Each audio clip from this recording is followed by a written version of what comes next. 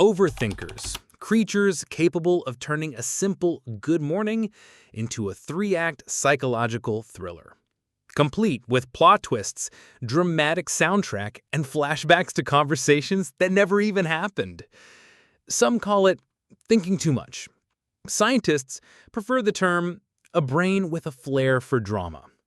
I call it your problem now, because once you let an overthinker into your life, there's no returning them. And they do not come with an instruction manual. The closest thing is a 400-page mental file that only they can access. The Overthinker, scientific name pensator compulsivus, first appeared, according to unproven but highly plausible theories, in prehistoric times. It all began when a human looked up at the sky and thought, what if that cloud is plotting something? And thus, we had the first recorded case of meteorological anxiety. Since then, they have evolved, adapted, and learned to live in 3 timelines at once: the present, the past of 2009, and the future of 2047. They can, in a single thought, revisit that time they accidentally called the teacher mom in 2nd grade, plan exactly what they're going to say in a meeting 3 days from now, and imagine their acceptance speech for an award they don't even know exists yet. Fictional studies show this ability comes with a superpower, creating scenarios that will never happen but still cause real heart palpitations. For them, everything is a potential plot: a glance in an elevator, forbidden romance, or the start of a horror movie, an emoji without context, betrayal, or a diplomatic incident. And so, generation after generation, the overthinker survived, building theories, avoiding imaginary risks, and narrating their life as if someone was watching. Species and habits. Just like birds have their own songs and plumage, the overthinker world is full of variety, different subspecies, unique habits, signature meltdowns. First, we have the strategist, the master planner, not of 1, but of 12 escape plans for a casual dinner. Invite them out and they immediately switch to secret agent mode. They already know the excuse they'll use to leave early, the alternate route they'll take to avoid bumping into acquaintances, and even a backstory for why they had to suddenly disappear. Next, the social one. The type who rewrites a simple text so many times their phone freezes. They type, "Hey, how are you?" Delete. Add an emoji. Delete the emoji because it might seem too much. Change it to, "What's up?" Delete. Write, "Hey," with a smiley, and stare at the smiley for 3 minutes wondering, is this friendly or passive-aggressive? Result, the message is never sent, or it's sent at 2:17 a.m. followed by an entire night of regret. Then the existential. A special case. They start thinking about breakfast and end up questioning the mortality of the sun. A simple choice between 2 shirts turns into a mental thesis on free will, destiny, and the illusion of control. These are the people you find staring at the wall, and when you ask, "You okay?" they answer, "Have you ever thought that maybe we're just a dream inside another consciousness?" And that's when you regret asking.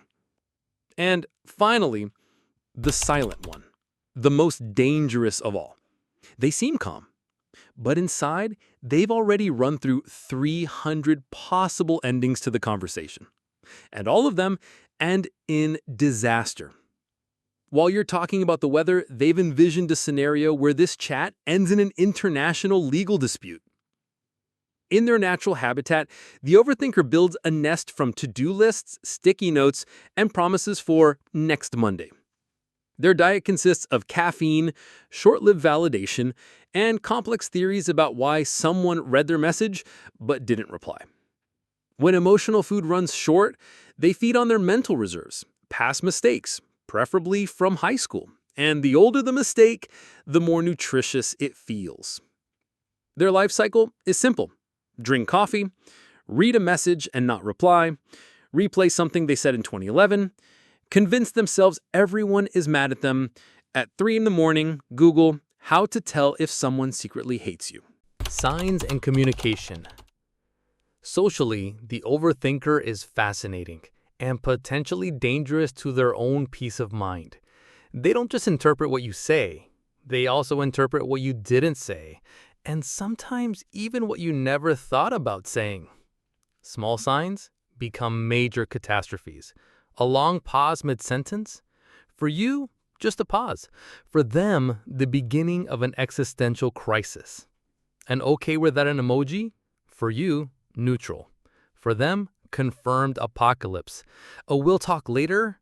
Their brain translates it to, brace yourself, your life as you know it is over.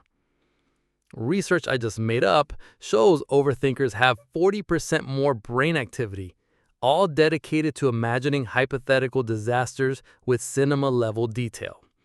Their DNA is written with footnotes that contradict the previous footnotes.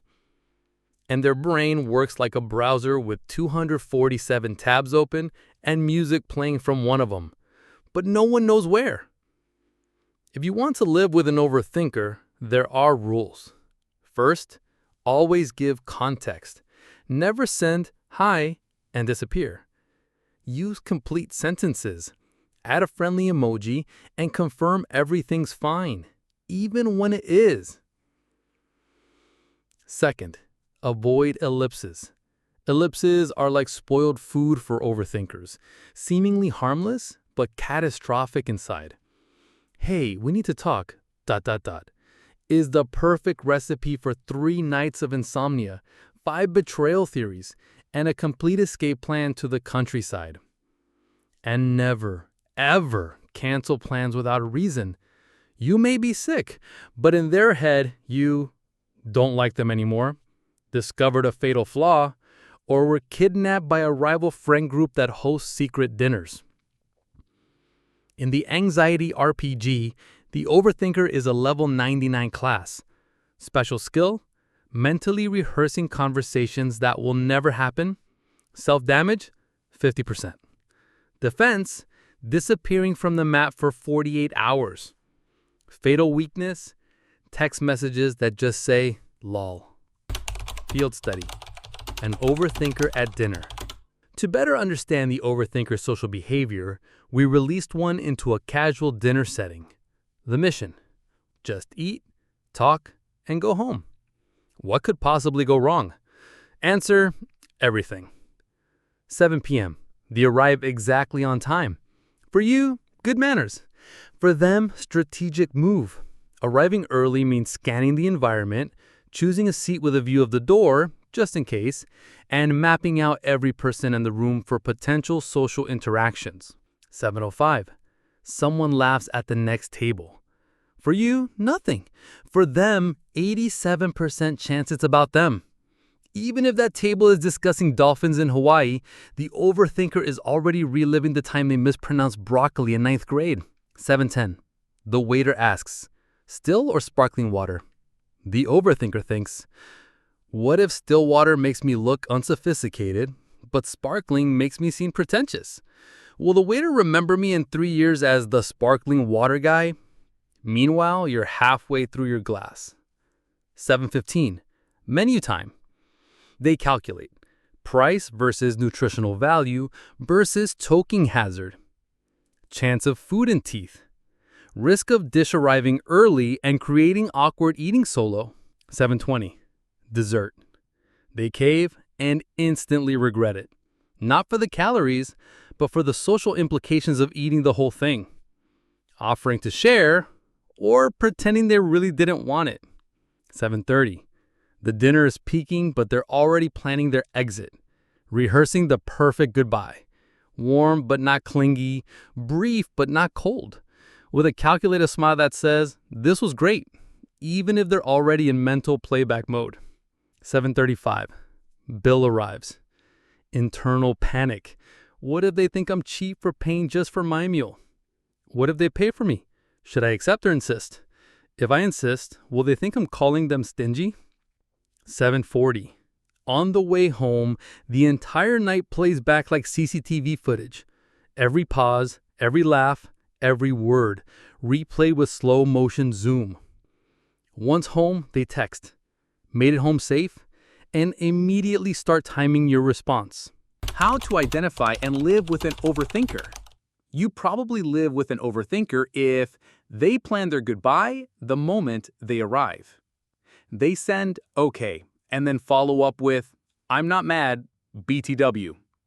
They read K and take it as a formal declaration of war. They open your chat 12 times a day to check your profile picture. They respond, haha, but secretly analyze if you used 3ha sincerely or cut it short because you lost interest. Living with an overthinker takes patience, or an emotional survival guide. Basic rules: don't leave gaps. Avoid suspense. Confirm it's all fine. Always. Even when you think you're being crystal clear, their brain is already projecting what you could say, what you didn't say, and what you might have been thinking while saying it. But here's the thing. Despite all this mental gymnastics, they don't bite. At least, not others. The only thing they bite is their own brain. And now, the final test.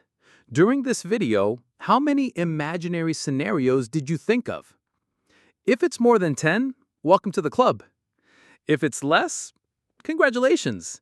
Or maybe you're just pretending not to be an overthinker. In which case, surprise, you already are one.